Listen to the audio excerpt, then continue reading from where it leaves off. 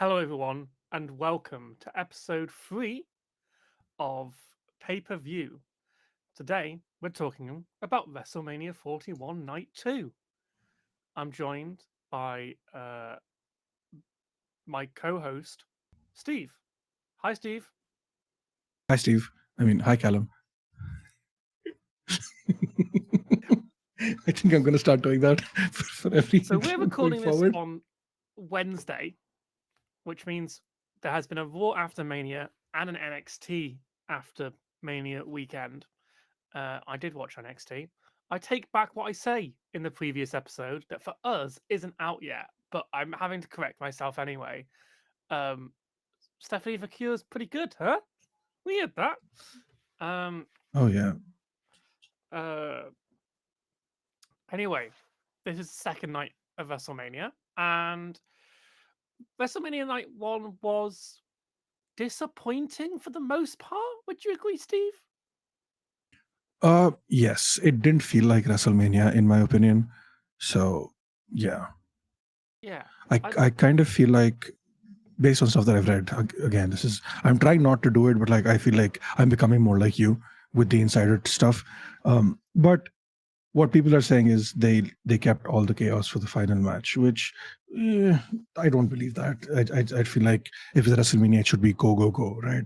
It shouldn't just be, oh, we're going to build up hype for the main event, and even that won't be as great as the rest of the night. Yeah, no, yeah, weird. yeah, I don't know. It's a weird choice. I think triples doesn't get it. Like Yeah.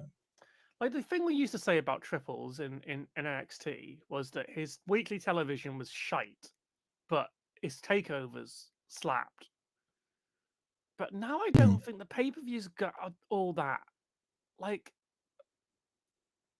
they're usually 5 match cards and only two of them need to be there. Um but let's move on to the show we're here to talk about. We're here to talk about WrestleMania Night 2, once again from the same venue in Las Vegas. What the venue is, I didn't get the notes for this time because that felt like a step too far. Um, Yeah, some stadium. Yeah. some stadium in Las Vegas. Um, well, let's get on with the main card. It's been funny because we're doing this 2 days in a row. Like we've already done the meaningless chatter the day before. So, our opening match is the Women's World Championship. No, which one is it, Steve? I've been naming them Undisputed and World, but I'm wrong about that, aren't I? Which is this belt? Uh, I It was the Raw belt, right? I think it's the Women's World Heavyweight Championship, Okay. or Women's World Championship, something like that. Yeah. Because I feel like sometimes they just drop the heavyweight and don't use it, I'm like they pretty did with the sure New they Day dropped the match. heavyweight. I think it's World and Yeah, Undisputed. That's what I think it is. Right. So, the Women's World Championship. Rhea Ripley, Bianca Belair, and champion Io Sky in a freeway. Um, build to this comes from Io winning the belt on Raw, yeah, the night after Chamber. yeah, and then Bianca and Rhea feuding over the belt that neither of them hold. Yeah, I I feel like if they wanted to do the triple threat, there were so many other ways to do it instead of, oh no, Rhea accidentally cost EOS her spot at in the what was it, in the tournament, so now she's gonna give her a match for free. What do you mean? I That's do, it's just, I yeah. I kind of understand it. I think this story makes sense. Io was winning that match. Rhea Yeah, disrupted it for her own bullshit, and then it was like, yeah, and and also the story said like in storyline, Rhea didn't have to give her that match, and in fact, yeah, she didn't. It was only because Io kept bothering her that eventually she went, "Okay, fine, I'll give you the match." It's also worth noting that Rhea's never beaten Io, exactly. so in some ways, Rhea was probably conscious of the fact that that she was in trouble if she took the match. Um, and then I kind of like, part of me likes it and part of me, like, I can hold two different opinions in my mind at the same time. This will be a theme throughout the episode. I both understand the story of Rhea and Bianca are so focused on their own nonsense and their own hype, they forget Io's the actual champion. And they're Yeah. underestimating Io for this entire feud. But also, I don't know if it's done as well as it could have been, because I don't think the narrative of actually Io's really good, pay attention to her, kicks in until a couple of weeks into that feud. And that's basically the story of this match is Bianca and Rhea want to get at each other, and they keep on ignoring Io, but then she makes it impossible for them to ignore her. Yeah. I thought that was a really nice story, but I think they could have told it a little bit more. I felt like it became, once it gets to like the, you can't see it, but if the commentators tell you, you're like, oh, this makes sense. I feel like that, which I get, like, we've talked about it, about how that's the commentator's job, but I feel like sometimes the story should stand by itself, and it should be evident as to what they're trying to tell us without the commentators shoving it down our throats. I feel like that is something that WWE struggles with a lot, where sure, if you don't know 10 years of backstory, you will not know what is happening. That's valid. But if they're trying to show you that Io is amazing and these two keep ignoring her, but if you don't have, like, the first time that was evident was when they both shoved her in the face during a promo of when it was just supposed to be Bianca and Io, and Rhea just stormed in. Right, she completely ignored Io and she went straight for Bianca.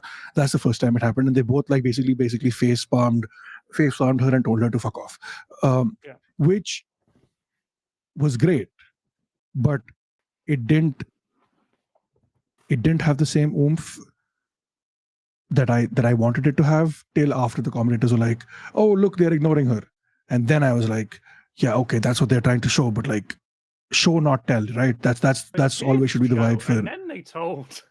Yeah, Um, exactly.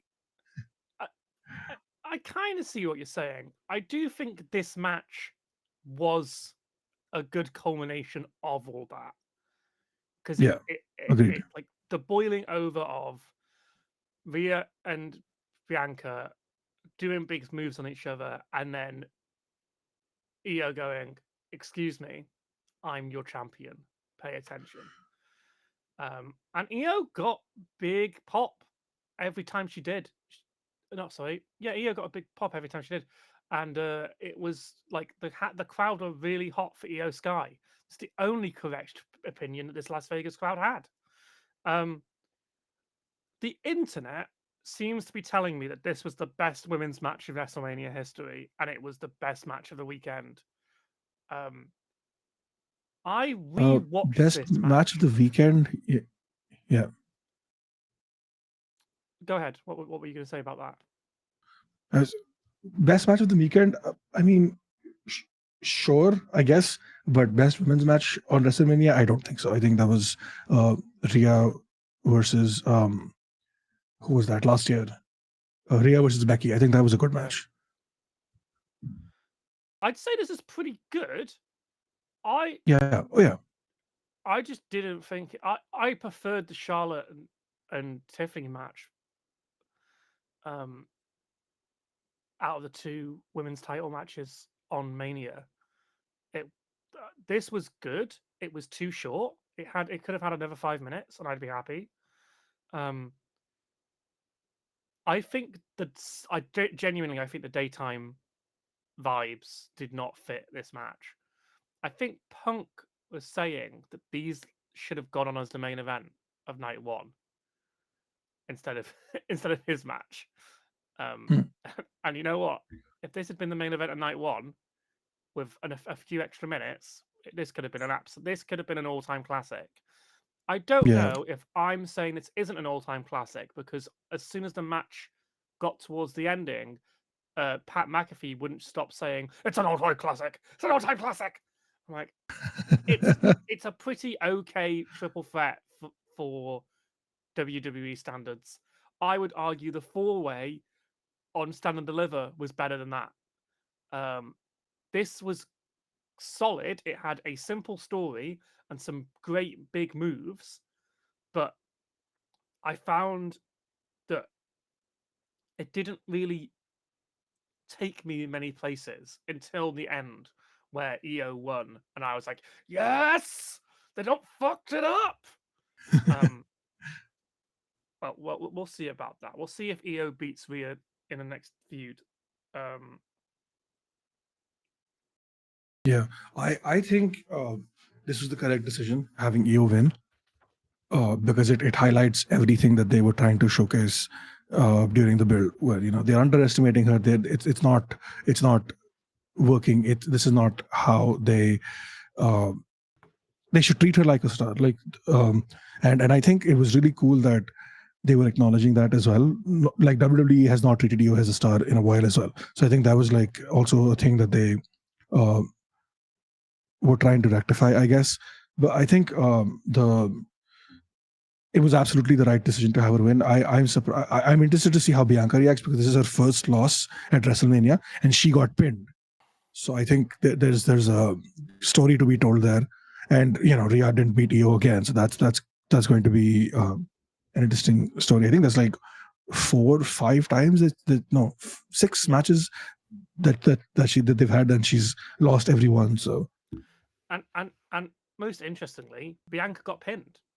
She hasn't been yeah, pinned at yeah, Mania before. She had a exactly. mini undefeated streak, and they've given that to EO. And yeah, it's about elevating EO. And I think what they're trying to say is, yes, all of you wrestling smarks know that EO Sky is really good, but these casual fans, they're American. They don't like anyone who isn't American. So we've got Yeah. to make her good in their eyes. Um, I don't know. I may be reading too much into that, but I think it is very much about raising EO to the level of a Bianca Belair and Rhea Ripley because they have been arguably above every other woman in the division on Yeah. both shows for the last 2 years, despite the fact that that Rhea Ripley's entire title reign sucked unbelievable amounts of arse. Um, but for some reason she's like Jey Uso, incredibly over despite bad booking. Um, anyway, yeah, so that was match one. I liked it. Um, I did have something else to say about it.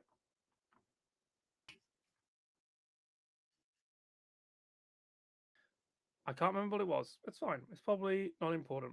Um, yeah, cool. Let's move on to match two of our card.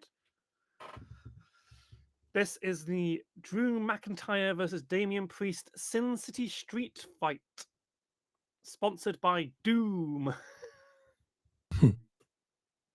This was a lot less of an egregious sponsored match Yeah. because it was good.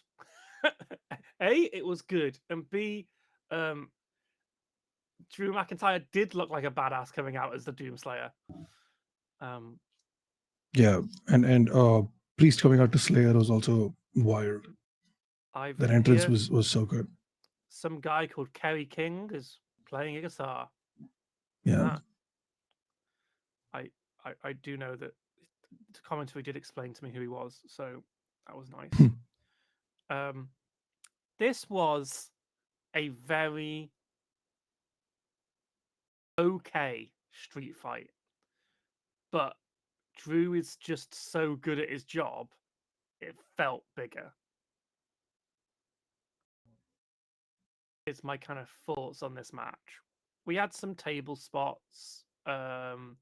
Priest set up two tables on the outside, which he eventually went through. There was a table spot with a South of Heaven where Drew gets put through a table in the middle of the ring. Um, there was some stuff with some steps. And that was about it for your plunder, which was like, oh, okay. It doesn't really feel like a street fight on a level of Mania. Like, if you think about street fights we've had, or like plunder matches, plunder being like outside objects. In terms of manias, like even if you go back to the Jackass match with Sami Zayn, that match has Yeah. unbelievable amounts of nonsense in it, which obviously is there to like cover up the fact that Johnny Knoxville's not a wrestler. But like, or even is it like, was it last year the Pride versus um the Final Testament? That match had a little bit more going on in it than this one did. Again, saying that, Drew McIntyre is very good at his job. He did the old selfie spot again. Oh yeah. It's my favorite spot. I immediately rushed to socials to see if he had posted it or not, and I was pleasantly surprised. Like I was, yeah, I Oh, he did it enjoyed it. last The year. board it worked. Yeah, yeah, exactly. Yeah, Yeah, and he actually won this time. So yeah. He did actually win this time. yeah. I do not know what the bleeding hell WWE are going to do with Damian Priest. Yeah, I think it's a good decision that they moved into SmackDown away from the Judgment Day shit because that was getting old. Yeah, Maybe he goes after the US title with against Jacob, but he's gonna get destroyed because they want to keep the belt on Jacob for a while. there's So nowhere for Damian Priest on the card. yeah, His world title reign was rubbish, and but like, here's my question: apart from Cody and Roman, who has had a good title reign recently? Seth's title reign was good. That's the first one, Yeah, and that was 2 years 2 years ago. ago. Yeah, I mean, Drew had a good reign till it was cut short by Gunther. No, by Priest. Yeah, that was 5 seconds long. Yeah, that was a great title reign. Yeah. Anyway, oh, there was a great claymore into the chair, a chair that was set up in the corner on Priest that won the match. That was a good Yeah, spot. yeah. There was a razor's edge through the table as well. That was also really good. Yeah. And I did like that Damien's stupid Undertake walk cost him massively. Yeah. Oh my god. Why would you try and do that move? Are you mad? Oh dear. Yeah, this was good. I I I have to set my expectations for these kind of matches against what WWE offer, because like if I watched a match like this in AEW, there would be more blood than like you see in a hospital. Yeah. And it'd be loads of weapons and crazy spots to do with weapons. And here I just got like, oh, this is fine, I guess. Not to take away from it, because I did enjoy it while I was watching it, but I did have the thing in my mind going, it isn't much of a street fight. It was more of just a tables match. The next match we have is the Intercontinental Championship 4-way. Penta versus Bron Breakker versus Finn Balor versus Dominic Mysterio.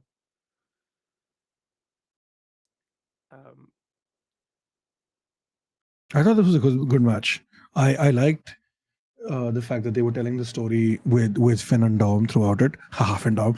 No, but it was interesting to see that this should have been like the breakup for the Judgment Day, but I don't know what they're doing now, especially with like JD's back. Spoilers for Raw if you haven't seen it yet. But Steve, the breakup yeah, of the Judgment Day should have happened a year ago. yeah. I mean, it did kind of happen a year Arguably ago, right? 2 When years Rhea and ago. Damien, yeah. I feel like Judgment Day, they could do a thing with the Judgment Day where it's like every year they get rid of a couple of people and they bring new people in and it keeps cycling through. 5 years later, it's like the Judgment Day people we don't even know, but it's still the Judgment Day. I think like a ship of Theseus kind of thing. I think I think annoyingly that this is the fans' fault because they did plan to kill the Judgment Day. when was that? Do you not remember when they changed the name of the faction? To the street trash thing. Yeah, they wanted to do it, but like, but I mean that would have been a horrible decision, right? So I'm gonna go out on a limb here and say I actually think they should have stuck with it because then we wouldn't be in this situation now where Judgment Day won't die. Um, we might yeah, just have the street trash not dying, but at least it's a different faction.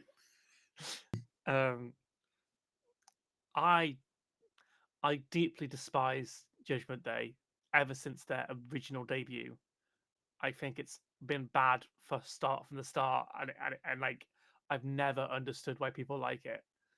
Um, I feel like they've done a really good job with what they were given, though, right? Like, uh, for Edge to start it and then be like, nah, fuck this, I'm out.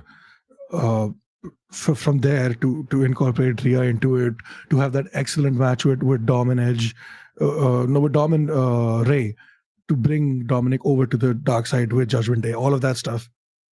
I think that was really cool stuff, right? Dominic Mysterio wouldn't be where he is today without the Judgment Day. So like, Dominic Mysterio wouldn't be where he is today if they hadn't sacrificed a year of storytelling in the women's division to be about Dom being the boyfriend of Rhea Ripley. fair Uh, enough. I get why people like Dom, and he eventually goes on to win this match, and the crowd were cheering for him, which I'm like, I kind of understand. That's fine. Uh, this match was pretty good. Bron Breakker is amazing. Put Oh yeah, the spear through the tables. Oh my god. put the world title on him. Yeah, Have him squash Jay at the next. I know that that's just an intercontinental story they told earlier this year, but what are you doing? That man is yeah, money. He has the best spear, but it's not just the fact that he has got a good spear like most wrestlers who use the spear as their finisher. Everything that man does is electric. He outshone Penta in this match, but that's mostly because Penta was a spare part in this match who didn't need to be there, and they didn't really do anything with him. Um, yeah.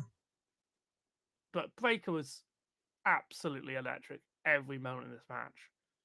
Um, and it's correct way to get rid of them, get the title off him is that he's not pinned or involved in the finish in this 4-way. That was Yeah, clever. agreed. I mean, Um, the end had to be Finn and Dom figuring it out. I think that it's a good thing that they stuck to that. There was a couple of spots early on where Finn was protecting Dominic, which I thought was really nice, even though they had their issues. There was a uh, Dom doing the Three Amigos is always great. Like I really like when he does that. I never watched Eddie wrestle. Like by the time I started watching WWE, it was too late, right? So I never got to see that. And the stuff when he finally decides, okay, you know what? Now I'm going to go after Finn, and he tries to 619 him, but it doesn't work out. Um, and I saw it happening in real time. Like the minute he hit Penta, no, the minute he hit Braun with the coup de grace, or like before that, even when Dominic was like over the top rope and he was just hanging there, and I was like, oh, I see where it's going. And then he coup de grace to Braun, and then he gets the splash and he wins. And I was like, oh my god, he pinned Finn. And then when he it, ran off, yeah, it's interesting because I think they could turn Dom face, but to me, the way you do that is you reverse the situation. So you have Finn screw Dom, and then have Dom chasing the belt. yeah, But what we've got is I Dom with the belt, and Finn's gonna turn on him, even though in storyline, Dom turned on Finn first.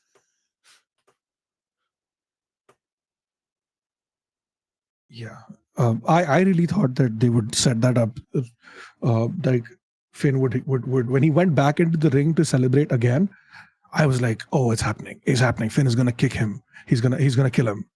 But they didn't do it, and that was kind of underwhelming. I don't know what they've got planned. It depends on what happens in the story progressing forward, because like Finn was in his corner on Raw, which we're not talking about Raw, but like Finn was in his corner, and he was genuinely surprised when he saw JD back.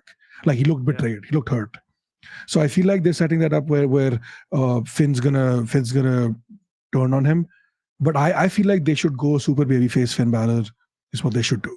Bring the fucking Face Finn Balor uh can't work. As much as I listen, my first champion in WWE, when I watched WWE for the first time, it was the Universal title tournament, which Finn wins. yeah And immediately he has to drop the belt. And that was my first major storyline that I ever watched in wrestling. And I got really into Finn Balor because I think I'd watched a bit of NXT with Finn in it. And like he was my guy. Finn Balor was my guy. I spent the next 2 to 3 years convinced that Finn Balor would one day win the Universal Championship again. I was an idiot. I was young. I was naive. Even when the world title got introduced and there was that new tournament for it, I was like, give it to Finn. Finn's the best choice because yeah. he won the Universal title first, and you could revisit best version of Finn Balor. The thing is, Finn's been in a bad play in WWE ever since he hurt his arm. Even when he went back to NXT as Prince Devitt, and like the Prince version of Finn Balor, it didn't quite click. It was towards the end of NXT Black and Gold, which was worth in general. And since he's been in the Judgment Day, he's had some tag team belt gold, and I think he got a mid card title at some point. And it's just not. I think he's been a lower mid card guy for so long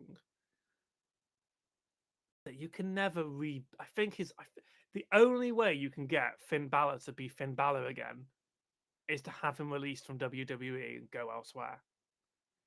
I think in the realms of WWE, he is the audience are expecting him to be at a certain level. If he was to be released and showed up in like AEW as uh his like pre WWE New Japan Bullet Club leader kind of idea, he could be as over as he once was. But I don't think we'll ever see that Balor again. I hope I'm wrong. Like, Yeah. I just want to say that I hope I'm wrong because again, Balor Club. I like Balor. I'm really into Balor. Um, I just don't think this is likely ever gonna work in WWE. Um, I will say before we stop talking about this match, there's a bit in the when they were coming down to the ring where Dom couldn't take his mask off. Yeah. And I was like, haha, Dom can't take his mask off. And then fair dues to Barrett on commentary. Hans like, a solutional mask. It's meant to be difficult to get off. That's the whole point. I'm like, God damn it, Barrett. And then Finn comes out with a massive yellow thing on his head. And then the two commentators go, explain that one, Barrett. He's like, I've got no idea on this one. I have been mean to Barrett in the past, but I do think he is good for WWE commentary. He is like a less good Nigel McGuinness, but that's fine. Not everyone can be Nigel McGuinness. Um, oh, I think Barrett is great. Yeah. yeah. The other good thing in this match, Braun spears Carlito from one commentary desk to the other, Yeah. or Braun is on one commentary desk, Carlito's on the other, and then Braun spears Just launches himself. Yeah. launches Holy himself across. shit. He just launches himself in general. He just has the ability to go boom. That's Braun Breaker. Um, funnily enough, and I'm not sure if you noticed this, the commentary tables are switched round. So Yeah. the Yeah. English commentary table were on the left side when normally that's the Spanish announce team. So it's not the curse of the Spanish announce team that gets the table cut in half. It's just the leftmost table's buggered. If you are on the Yeah. leftmost table, it's gonna get put through. Yeah. Yeah. And then we got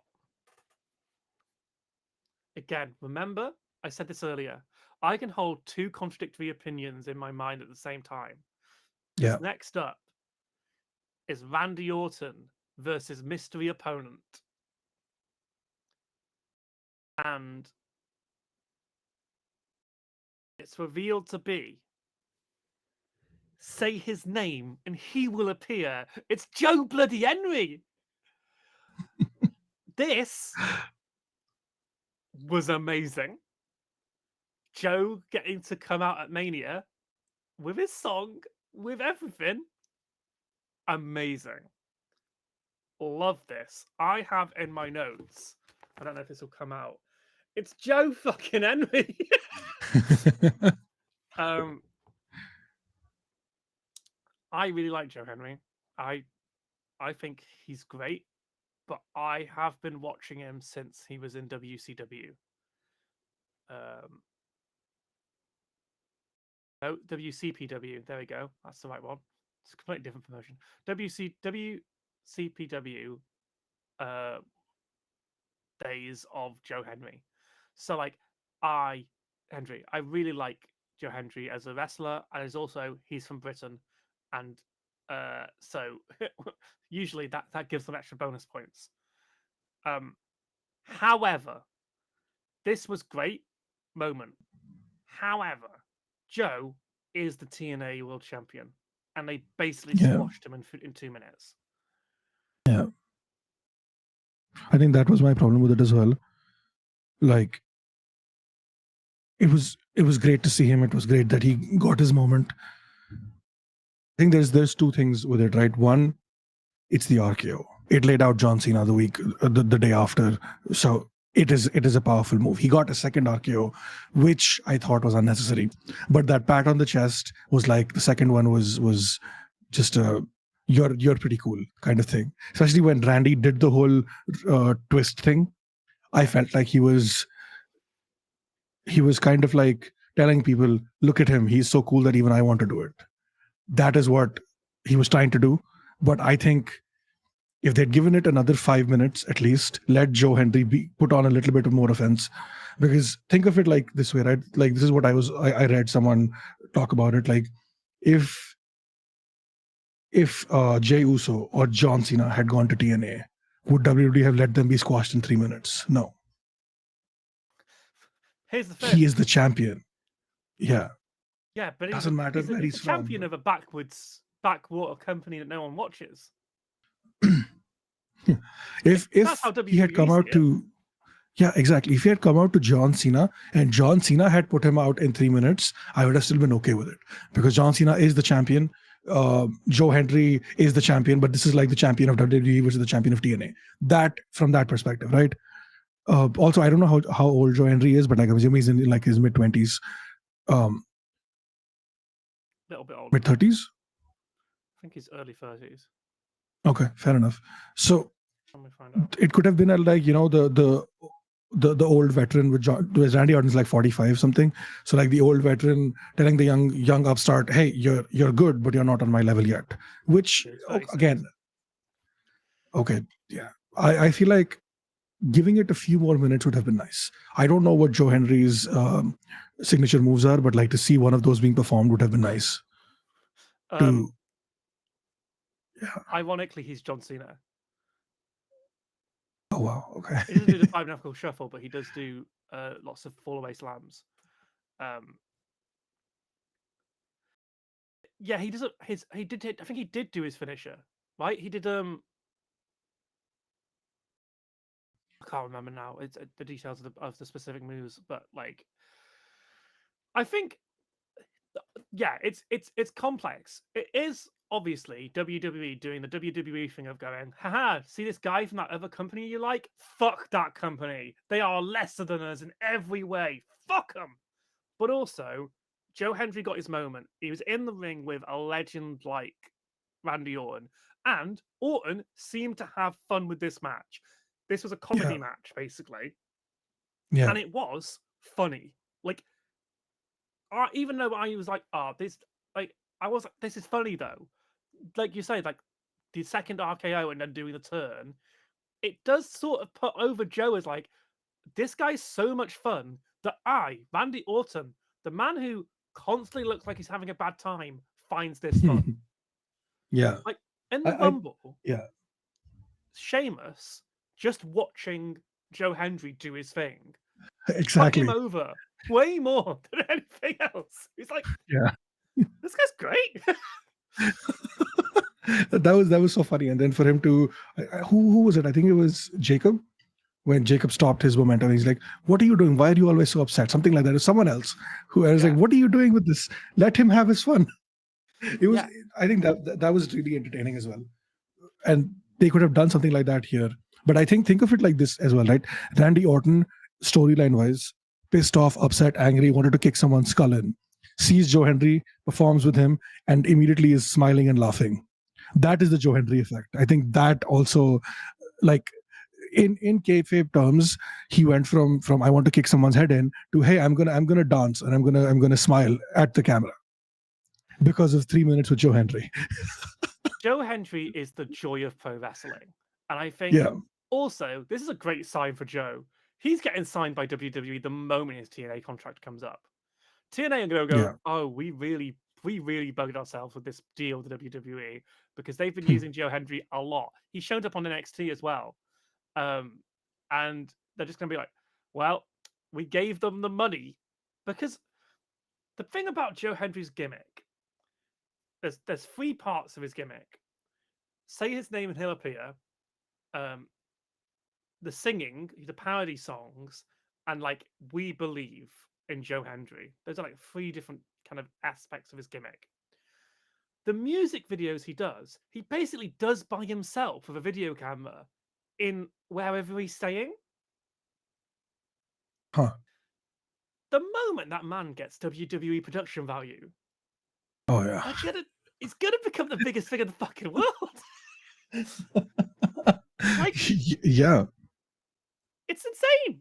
Um, I love the there's a series of promo videos for Joe Hendry back when it like because it's pandemic era, so obviously he can't perform in TNA because he's from Scotland. Um,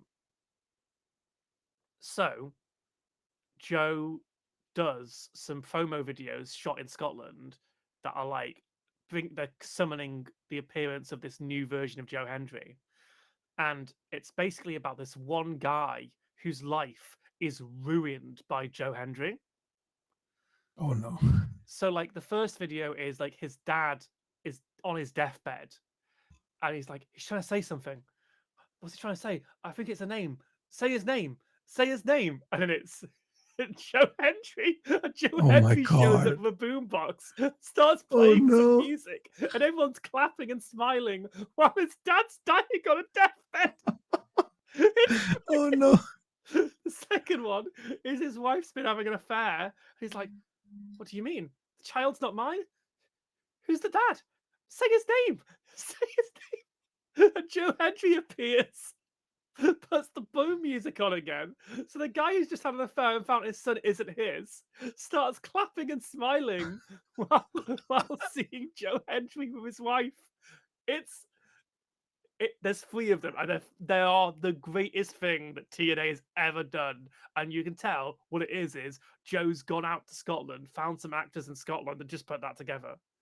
It's Joe Hendry with production value of WWE will be what the Miz and Morrison were when they were at their peak of their power, but arguably better in the ring. Um, yeah, great. Sorry, I'll stop talking about Joe Hendry now. Oh No, no, I don't keep want going, to. dude. I love Can we him. just talk Yeah. about this one instead? I don't want to talk about the next match. Yeah. No, Sam. AJ I Styles versus yeah. Logan Paul happened. It was annoyingly okay. Yeah. I mean, That is the problem, though, right? Logan Paul has not had a bad match yet. He's However, fought. Yeah. asterisks. You can put a little asterisk here. We don't have editors who do that because I edit these. Um, it, the thing about Logan Paul is, yes, he does have a talent for this. However, it is a talent that cannot fail. In that WWE give him more prep time for his matches than anyone else. I can't remember who said this in an interview, but someone was talking about like how they give Logan all the time in the world of training and like practicing their matches because of his celebrity status. They don't want him to fail. Hmm. Um, this might not be true anymore, maybe, but I think it's very much like there are people more talented than Logan Paul who do not get the time of day either backstage or on screen. So as good as he is, he's not good by accident. Yeah. Okay. Does Fair. that make Well, sense? yeah. No, I agree that he's not good by accident, right? Like nobody's good by accident. They have to put in the work. But the the the thing is that he's been able to use the training and been able to use it to put on a great showcase of matches. And I wish that they would give that training and time to others as well, like people like Braun and Penta and Ray Phoenix. Like these Okay, people are Ray Phoenix fantastic, and right? Braun and Penta don't need training. What are you No, fucking but talking about? that They're the is best that is what luchadors in the world. that is what I'm saying. They are amazing, but think what they can do with more training, right? No, They they are don't need fantastic at training. what they They just need do. screen time and good booking. Someone like Dom Mysterio, Yeah, who is great in the ring, elevate him. I mean, they have been doing that. I mean, I'm just like someone like um, Cedric Alexander, Carrion Cross. Yeah, yeah, um, or someone who's in NXT now. Carmelo Hayes is money if you let him do his thing. But since he came up to the main roster, like all good NXT call ups has been in the lowest part of the card the whole time. Um, yeah. Um, yeah. They've got him teaming with the Miz now. I don't know what the fuck that's gonna do. because the rite of passage for all great superstars is teaming with the Miz. What are you talking about? The Miz is, Miz trained Daniel Bryan. Did you not know this? No, that I know. Yeah, Um, oh, I've got this in the wrong order. Have I got this in the wrong order? Oh no. Oh no, my PowerPoint's falling apart. Did I just not put the the match in? yeah. We were so disappointed by the ending that we decided to just. I've not put it. I've not put it. That's great. Ah, it's a good match. The ending was disappointing. It was obviously a foregone conclusion because they've been setting up this AJ and Killer Cross, Yeah, Karrion Cross feud. it's bullshit. But hey, Uh, Karrion Cross made it to WrestleMania, so yeah, I do think people need to start. As much as I hate ref bumps, you should do more of them if you're going to have angles where someone goes, use the brass knuckles while the ref is standing right there in the corner in shot. Like, I see, I could see the ref right there. Like, if the ref was out, this makes sense. It doesn't make sense. The ref stood right there. They can watch you have this conversation.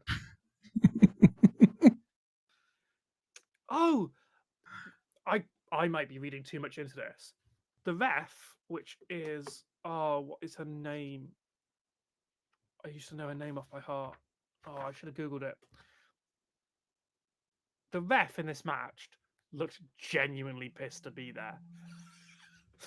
I don't know if that's just her playing a role of not liking Logan Paul, but she genuinely could not look at Logan Paul for more than 5 seconds. she looked like she wanted to kill him. I love that. Apologize if this is just me completely overreading this, but like we watched this match and watched the ref. I think it's her name Jessica. It's Jessica something. Um, and she does not want to be there. Does not want to look at Logan Paul. It's very funny. Um,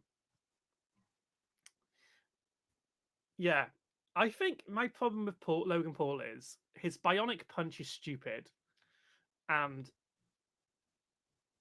um, he keeps on stealing everyone's moves. Yeah. I don't. We were talking about this yesterday, right? I think if they built if they built a wrestler like that who picked up moves from other people and learned how to use them, I think that would be really fucking cool. But the way Logan Paul does it is weird. One plus, I also really like genuinely like despise him outside of the ring. So like it's hard to get behind him. All the stuff he's done with just the Prime stuff, Just the lawsuits, the fucking just everything he's done. I think you can stop yeah there, and I think yeah that is acceptable. It's like, yeah, no, that makes sense. yeah. I have a whole conspiracy theory about this that we can talk about off recording, but yeah. Anyway, so I the match itself, right? There was a bunch of really good drone shots that I liked. Logan Paul, to his credit, is learning to he's adjusting to being booed. Because if you look at when he first came to the WWE, he looked genuinely hurt that they were booing him, and I was like, "Bro, what do you mean? Everyone despises you." But I think that's the problem with being a celebrity, right? You're surrounded by yes men who always um, cheer you on and are always at your beck and call and listen to everything you say and everything you do is the best thing in the world. To go from that to being booed by 50,000, 60,000 people is jarring, right? But to his credit, he's learning to adjust to that, and I think this time he actually leaned into it. I haven't The last match I saw with him was against Ricochet, which was like a year ago, I think. So Sorry, he's I don't know if you saw adjusted him. They're to. not real. They don't exist here. This Oh person's yeah, been shit, erased yeah. from history. We don't know who that Oh, is. yeah, you have that. Yeah, it was like he was in a match against himself. That's what it was. Yeah, uh, but to see him like lean into the booze and like antagonize the crowd was hey, at least he knows how to be a good heel. He's been a We'll heel give him for that like 2 years now, since the right? beginning. Yes, since the beginning he's been a heel. Well, Even when he was teaming with the Miz, when the Miz was a face, they were still booing him. yeah. So, but like this was the first time I felt like he actually was giving back to the crowd as much as he was taking in terms of like antagonizing them. In Because previous see, matches, I haven't really seen him do that much. the prime bottle stuff, where there's always someone in the prime bottle to come and help him win the Yeah, match and cheat. Like yeah, his feud with yeah, Kevin Owens and Randy Orton, right? yeah, Where he's just an asshole the whole time. Um, yeah. I did say in my notes, fuck, those drone shots are cool. I was like, oh no, yeah. that is clever. fuck, that's clever. I hate that. I think the one in the match was a bit rubbish, but the one on the way down to the ring was really good. Yeah. Yeah, the one in the match that was like sitting behind the prime bottle, that kind of made me a little bit dizzy. But the other stuff was really cool. I really liked the senton into the lion salt finish. That was nice. Um, and when it wasn't a finish, it was just a move. And when AJ Styles picked him up and like kind of spun him around and slammed him down. I don't know what that move is called. I don't think it's not the Styles Clash, it's something else. But because the Styles Clash is like when he does the pile driver position, but then he slams him down. But like it was like he lifted him up, twirled him in the air, and then slammed him down. It was really fucking cool. It was something. And of course, the end comes with Karrion Cross. I like what they're doing with Karrion Cross and AJ. I feel like it would be cool to see AJ turn heel again and the two of them do their thing. But I also like that Karrion is like, he's lost the AOP, he's lost Paul Elric, and now he's trying to rebuild his faction and try to recruit more people. It's what he's been trying to do with Sami Zayn as well. And as Sami turns on Jay, and that's what they do there, holy shit. Yeah. It's mad that they finally got Karrion Kross to work. Because they've been trying for years. Triple H, for some reason, won't give up on making Karrion Kross a thing. Like, stop trying to Yeah. make Karrion Kross happen. Um, in NXT, he was the most dominant champion NXT's ever seen. And NXT were like, no, go away. We don't like him. There's a bit where in the feud with Adam Cole murders Cross on comment on a promo. And you're like, okay, Karrion Kross is dead, surely. This is the end of Karrion Kross. And then Karrion Kross won the belt again. Then he got called up and turned into a pimp, a kinky dom character by Vince. And you're like, okay, that's the end of Karrion Kross. Karrion Kross has finally been put to rest by Vince. And then you got the final testament, and you're like, okay, this isn't good, but they're trying to do something. And then they released all of the final testament apart from Karrion Kross and Scarlet. And you're like, okay, why are they still here? And it's because Triple H won't give up. He's convinced that Karrion Kross can work. I don't. You know what? I can't doubt him because actually, if obviously Drew McIntyre won Best Social Media Star of the Year at the Slammies, but if there's a second Yeah. place person for that, it's Karrion Kross. He puts so much work into his character stuff on his social media promos, and they're building him to basically be like proto Seth Rollins. Like this whole he's a mass manipulator. He's going around and he's like niggling away at people. There's a bit on Raw where he nods at the New Day like, "Well done, boys! You finally turned heel and won the belts." Yeah. Because he, before they turned on Big E, was like, "Oh, you should heel." I don't know how much legs this has beyond backstage segments. I think the moment this gets into the ring, this will fall apart again. Even if they've brought back the cool Scarlet entrance. Sorry to be mean to Karrion Kross. I have nothing against the man. I watched his NXT run. Let's move on, shall we? To Yeah.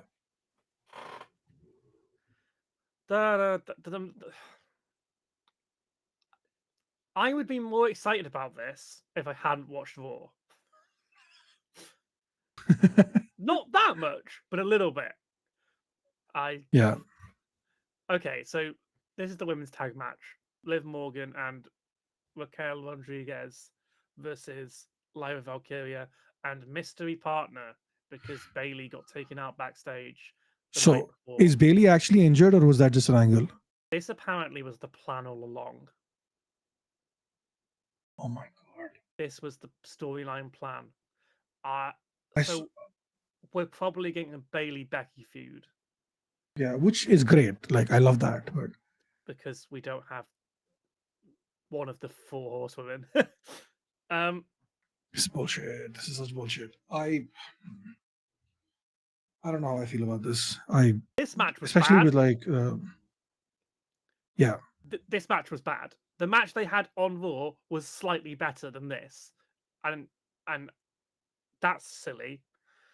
The problem is they bring back Becky, and then they have Becky on the outside the whole match and be the hot tag because they're trying to build up anticipation for where Becky gets in, and then Yeah. Becky's hot tag is fine.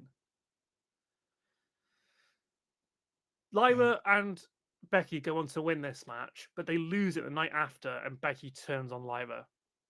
Their better use of this spot on Mania would have been that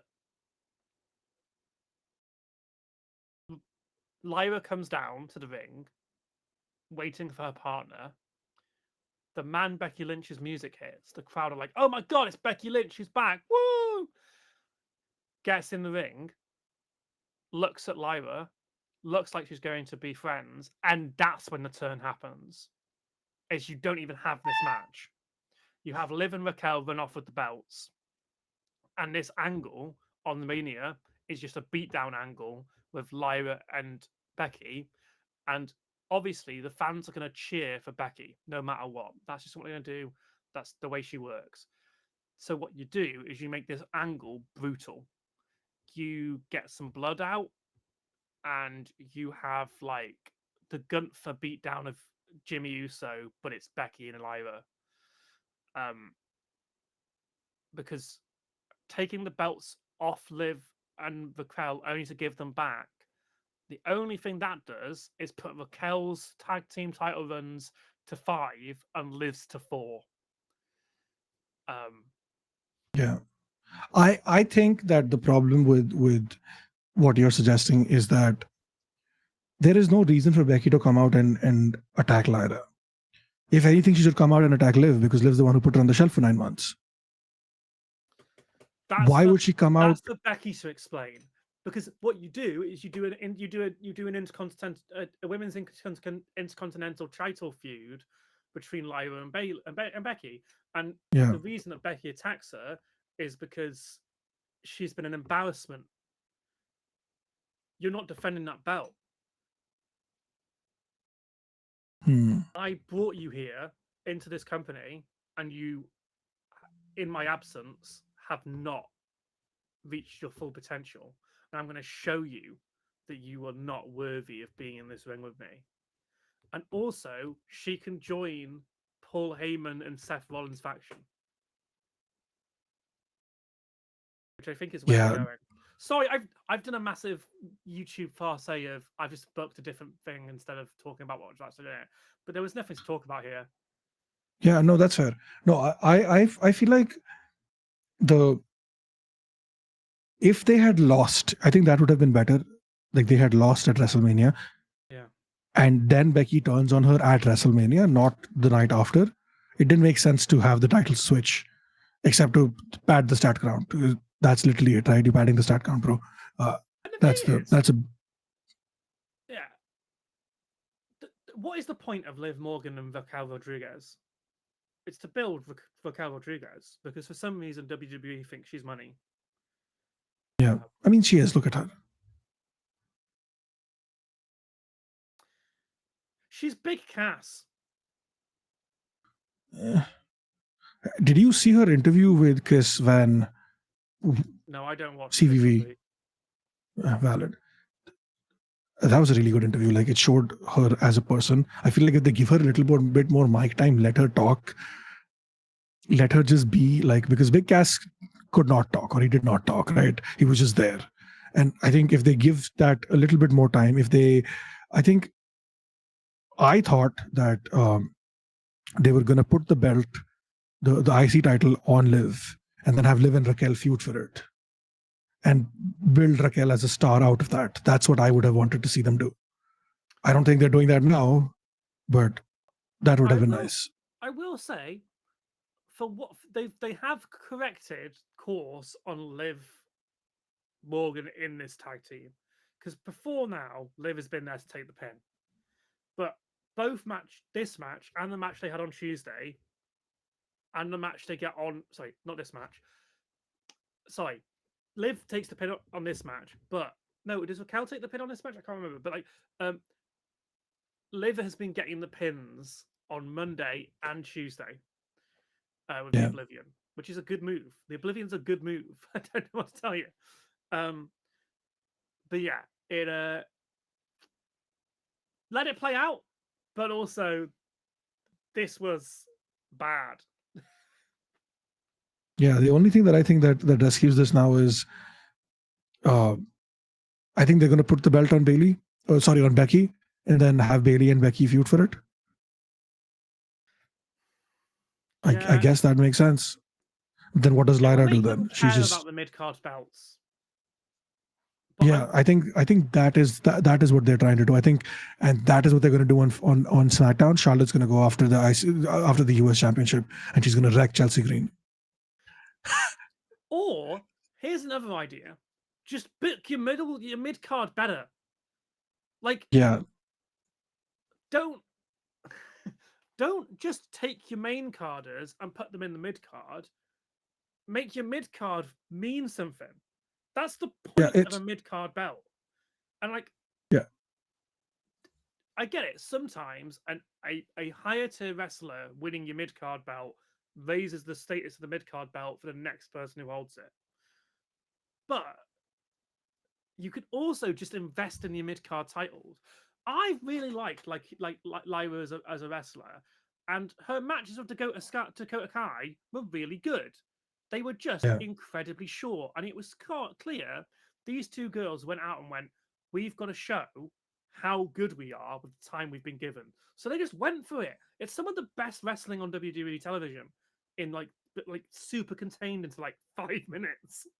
yeah. I agree. I feel Just like they take could the have. time. They haven't given it any story. Like it was just there. Oh, we're going to do a tournament to crown the champions, and then what? Fuck all. At least the Chelsea Green stuff has some legs. They have the Secret Harvest thing. They're doing something with it, right? There is some story there for the US Championship. The Intercontinental Championship has just been fucking around, They've not given Lyra much to do, and I think they ruined the hype when they moved the match off Raw on Netflix. The first match was the final match was supposed to be on Raw on Netflix on January 6th, and they ruined I that by taking it off. I have many a Yeah. rant about that first episode on Netflix. I think it might be Yeah. death for wrestling. um, yeah, we'll talk about it here. I don't know where it is in the show. I've got it in my notes somewhere. So kayfabe is dead in WWE. Oh my Um, god. Yeah. because the Netflix debut was literally the opening was the. So do you know what the curtain drop is? No. This is where Triple H and who is it? It's an ancient story. Back when I think it's Diesel and Oh yeah. they leave two guys are leaving WWE, and at the end of their match, there's a two tag teams who are bitter rivals, but actually backstage they're best friends. So they say to the guys on the show is like can we like say goodbye to our friends in the ring? So as the match ends and the bad guys are defeated, they all get up and hug each other. And it's famous for breaking the kayfabe of wrestling for the first time majorly that gets spread around. So Triple H is in that and he gets punished for doing that because he's the only one still in the company. Because it's Shawn Michaels, Triple H, and two other guys who I can't remember off the top of my head. And obviously you can't punish Shawn Yeah. because Shawn's like the big guy. So the only Yeah. person He who was had also the to take the champion at the punishment, time. Yeah. yeah, was Triple H.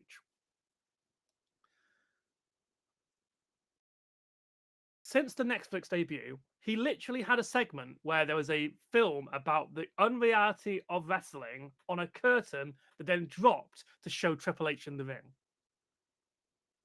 Yeah. There's now a Netflix documentary series coming out, which will be breaking kayfabe and backstory of like writing the matches, and that's fine. But Michael Cole was like, "You'll get to learn about the WWE writers' room on commentary."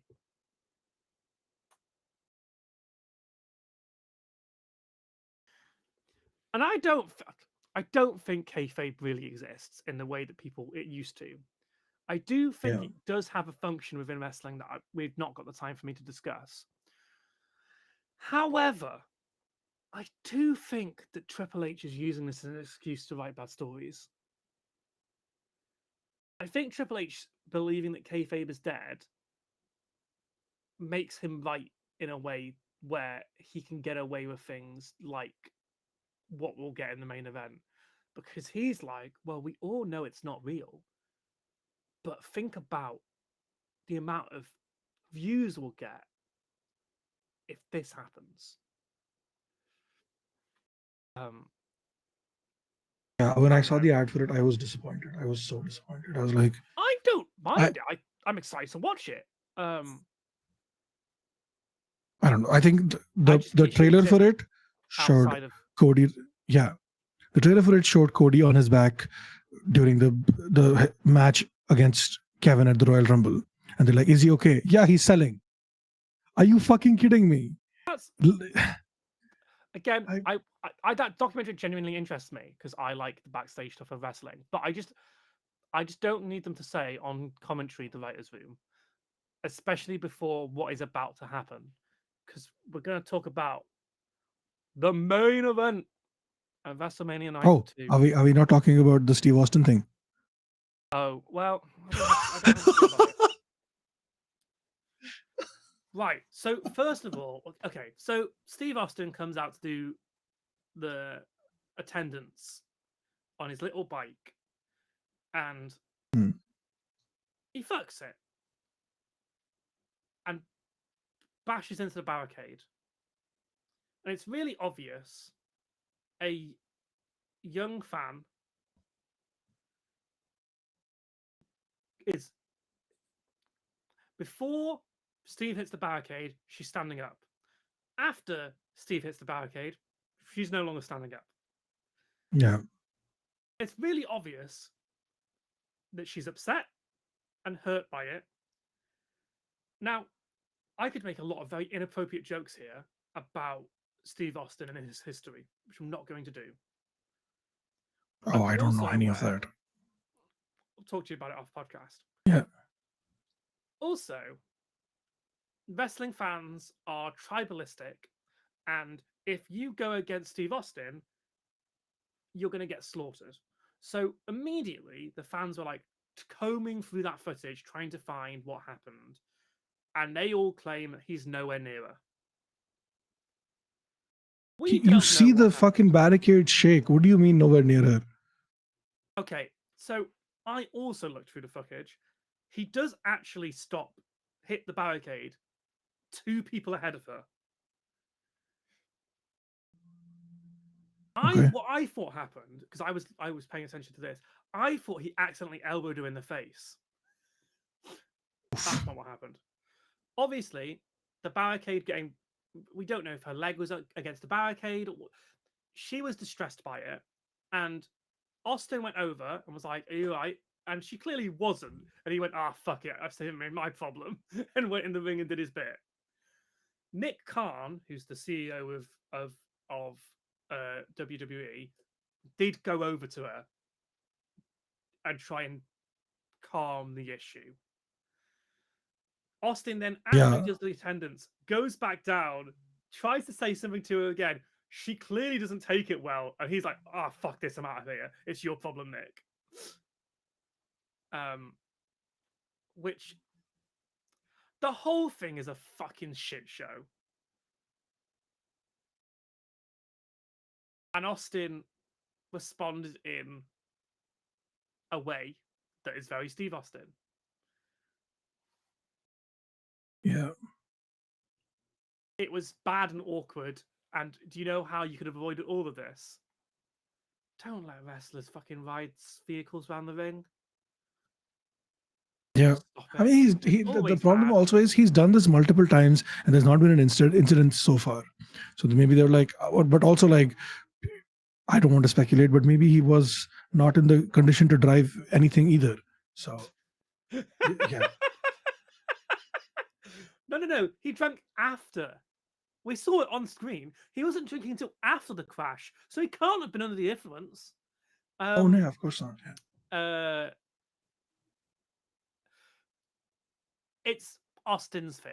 Austin refuses to come back and do another match, but is happy to do like he didn't come back for 40, but is happy to come and do the attendance figures.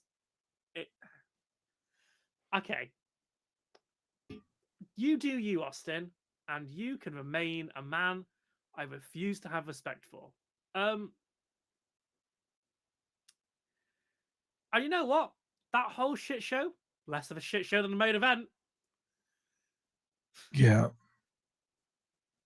Our main event is John Cena versus Cody the Nightmare Rhodes, American Nightmare Rhodes. And well, what was this? Um, John Cena comes down to a new entrance. It's the same music, but now it's all black and it's just text. John Cena. Cody comes out, gets his big entrance, gets a skull mask that opens like an Iron Man mask because the man still thinks he's Homeland. He's again Cody Rhodes is Homelander, if but like not self-aware of it. Um, gets some bikes. They do some bike things before he comes out. Um, so this match was 1/3 of a WrestleMania main event. Because what this was John Cena working over Cody Rhodes for 15 to 20 minutes, and then the match falls apart.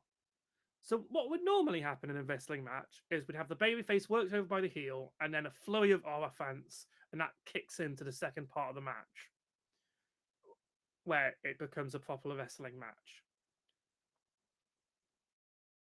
That's not what happened here, because rather than a second half of the match, we got Travis Scott.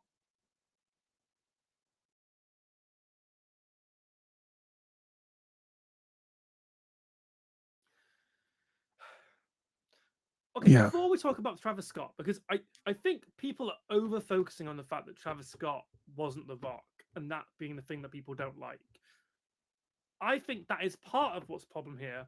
The other problem is that Cena can't wrestle, and the match was built around Cena working over Cody.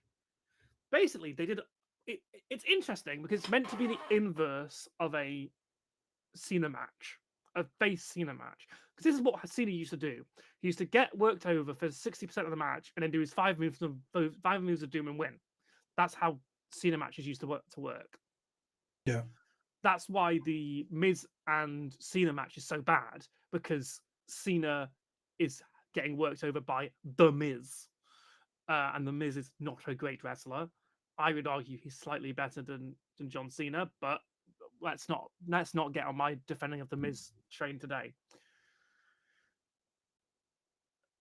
The bit that really got me, there was two things that really got me. The 11 count on Cena was absurd after the ref bump. That was absurd. That's such a long count to do for Yeah. pinning Cena. The other one is the STF, right? Is that what it's called? Cena's log. Yeah. Yeah. He's Yes. Yeah. never in his life put it on properly.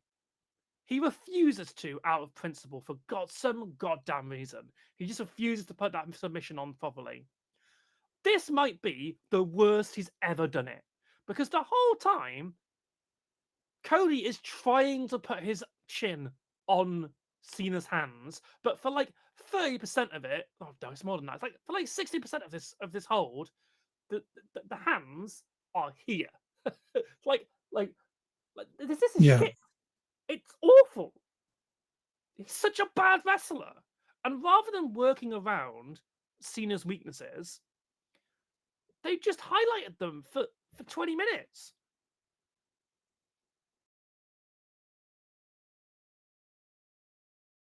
And to make it worse, the crowd are cheering him. Look, it's WrestleMania. It was Cena's final WrestleMania, right? They were going to cheer him. Doesn't No, matter, heel because face, whatever. they do it on Raw as well. Yeah, because it was the same crowd. It's They were and chanting, "We are sorry" to him, right? yeah, And and he for flipped what? that to say, "We aren't sorry." Yeah, That was so Cena funny. handled it as best he could, but like Yeah. as an expert in booing Cody Rhodes, because I lived through his bad AEW era, Yeah. we had a reason to boo Cody. We had a good reason to boo Cody. I don't think he's done anything in WWE to give him a reason to boo him. This is all because the heel turn, should have happened here. Yeah. But The Rock showed up on SmackDown, showed up at Elimination Chamber, ruined the storyline, and then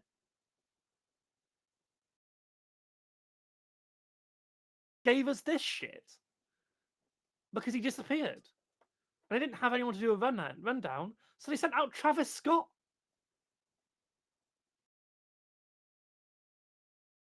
Yeah. I think Go ahead. the it's not that they didn't have anyone. I think they sent out Travis Scott on purpose to fuck with The Rock. Because I saw his thing with Pat McAfee, where he's like, there was no plan and there was no whatever. I don't know if you've seen that or not, but I don't watch Power. it just felt, it just felt like they went into this knowing The Rock wouldn't be there at WrestleMania, but he still wanted to be part of the heel turn. And I think that kind of fucked the whole thing.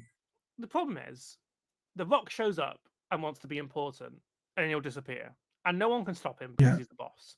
There's an interview with so bugger. What's his name? It's not Sam Roberts. It's the other one.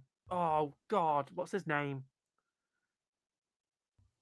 Oh, he's on the pre-show panels all the time. Oh, Pete Rosenberg. Yeah. It's an hour-long interview with Triple H. They showed a clip of it on the pre-show. I have not watched the whole thing. There's a bit where Rosenberg asks Triple H, what's it like working with The Rock? And it's really funny because Triple H does go, well, you know, the thing about The Rock is sometimes he'll come out and he'll change the landscape of wrestling. And sometimes he'll come out and he'll make a promo and you're like, what is this? Like, Triple, he's your boss. You can't be saying this. We know, or the backstage reports are that The Rock fucks everything up when he shows up. I don't think this is your solution. You could have booked something way better than this. They chose to book this. And it's not like they couldn't do anything else. This is what they chose to do. Travis Scott comes down. He walks to the ring slower than I've seen anyone ever walk to the ring. You know how Penta does his weird little walk when he comes out at first? Yeah. If Penta had done that walk, he still would have beaten Travis to the ring. So the ref's gone down earlier in the match, and the ref down is like down for like, I don't know, 10 minutes while Travis walks down to the ring, gets up on the apron, goes to slap Cody. Cody grabs him, gives him a crossroads, and then Cena's in the ring with the belt. Cena and Cody have a tug of war for the belt, and then Cody grabs the belt out of the tug of war and doesn't hit Cena with the belt, despite the fact the ref is down and Travis has interfered. I thought we were over this bit of Cody's storyline. Isn't that what his feud with Owens was about? Because like the whole bit was Owens was like, you haven't got the balls to do what's needed to keep that belt against me, who will do anything to win it. And Cody went to that dark place and he pulled out the moves he needed to beat Kevin. But John Cena's different. I get it's his childhood hero or whatever, but like, God, this sucked. This just made Cody look like a dumbass.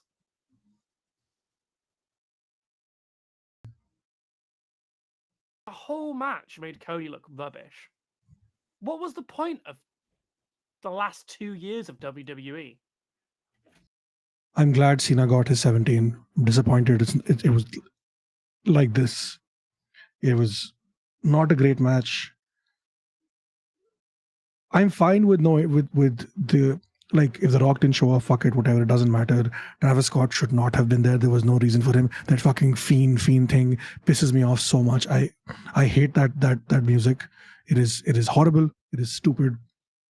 And I just John Cena was like the thing growing up. You know, he was.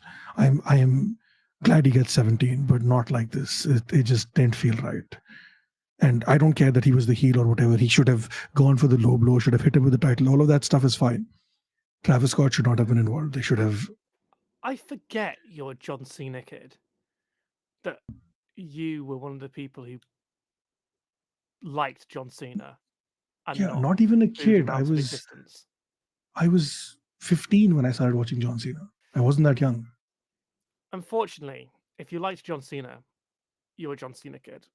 No, Because fair. That I get. I just meant like I wasn't like, because he's been around for 20 years, right? So, but I only started watching wrestling when I was 15, and I missed out on all the good stuff. I missed out on like the last 10 years he's done fuck all. So, which was also surprising to hear that he hasn't won a singles match in 7 years. I was like, what the fuck are you talking about? But yeah, he'd show up and do the job. That's kind of what he did. yeah, Lost to Solo, lost to Undertaker, lost to who else did he Bray Wyatt. lose to? Bray Wyatt. Finally, thank fucking God. God, I can never forgive Cena. Not for this, but for beating Bray at Mania. Yeah, it wasn't his fault. I don't blame him. He wanted the Nexus to go over too. At SummerSlam, Who's he been wanted the telling Nexus you to that? win. What do you mean? He said it multiple times. So many people No, have. no, no. He did not want the Nexus to go over.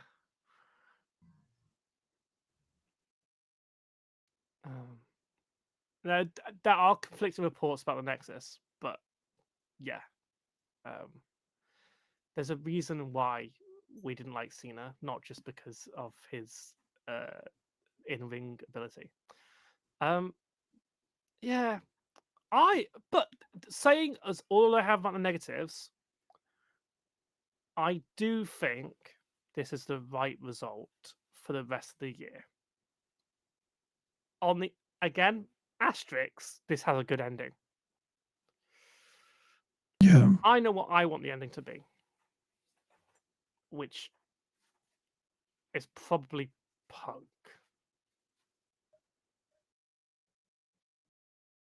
yeah.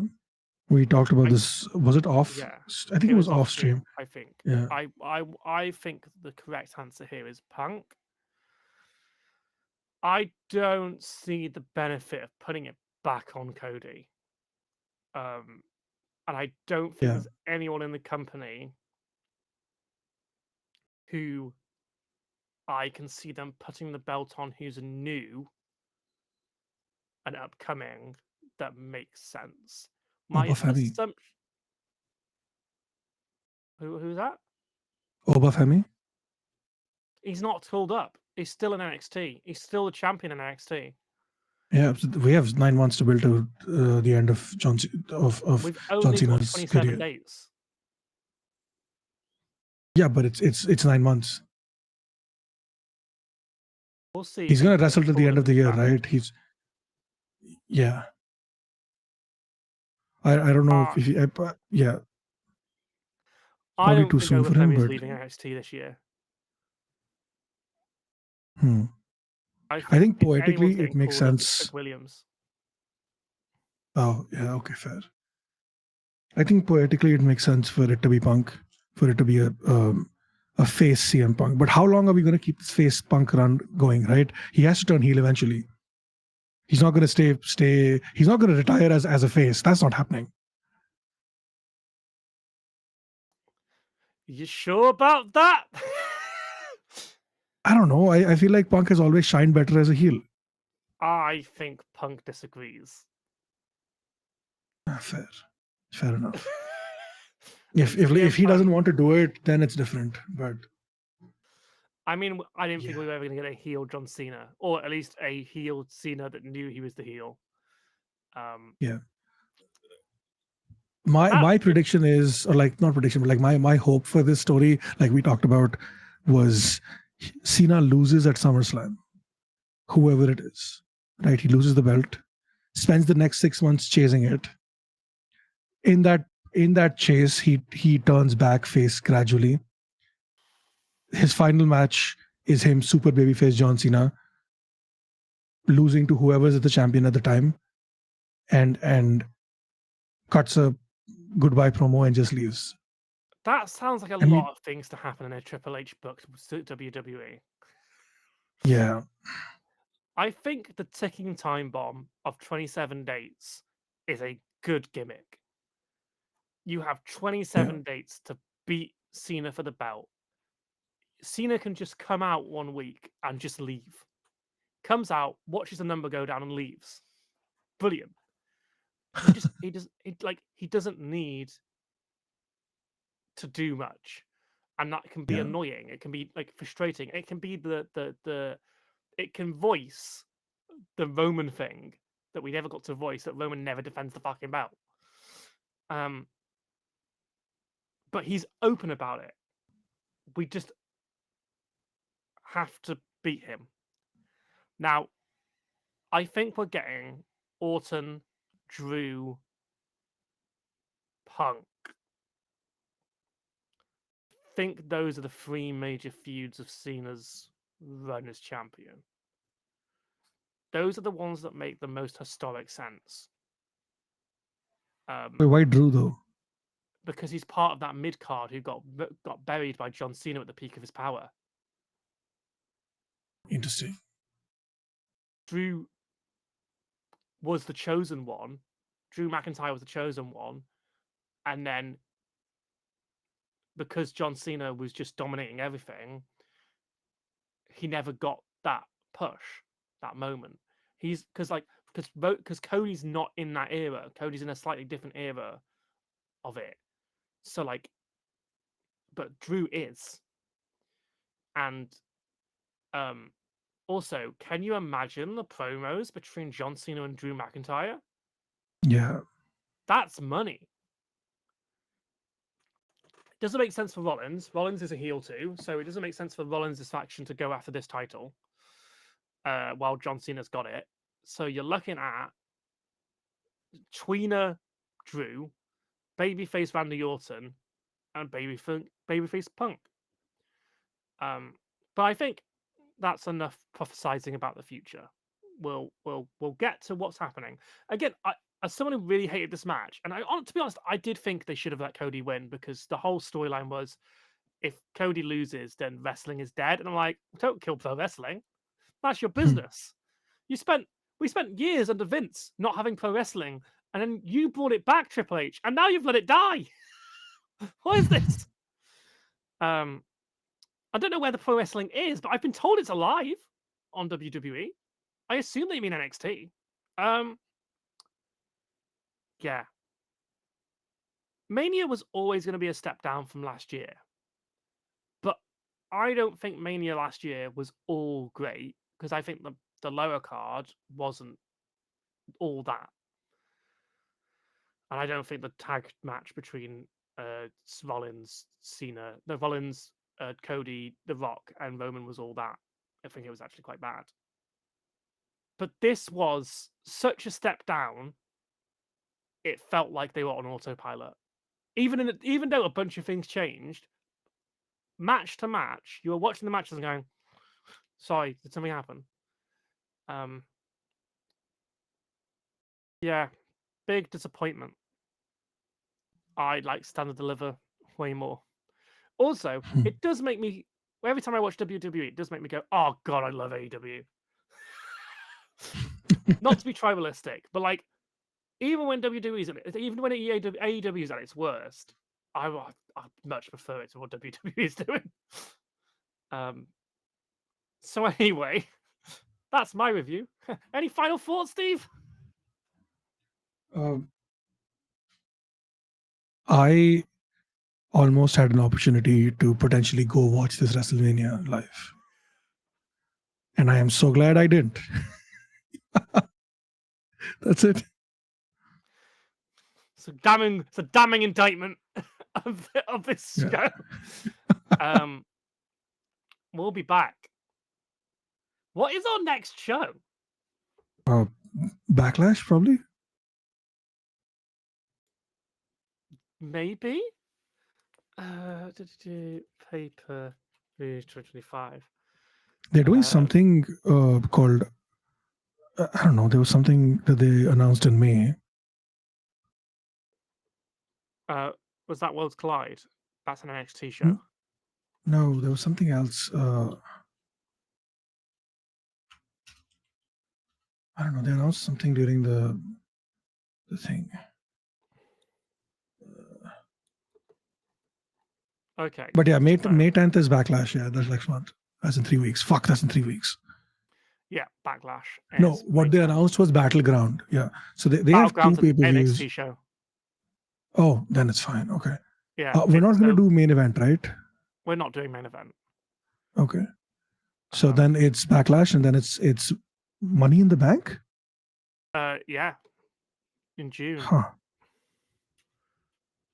Fuck, Money in the Bank's a lot sooner than I thought it would be. It's always this time of year, right? Yeah, I don't know. It just feels okay. So yeah, next show we'll do is Backlash. That makes sense. Yeah, we'll do Backlash next because if I can convince you to do another AEW one, that's not till later in May. Yeah, that's fair. Yeah, we'll be back with Backlash, the show that is famously always worse than any other show in the year because it's the one after Mania. But maybe because this Mania was bad, it could be good, right? Yeah, we get to see Gunther fight Pat McAfee or Wade Barrett. Yeah, that's great. I feel like the rest of the internet is taking this as, oh, it's just an angle to write Pat off. And I'm like, please be right.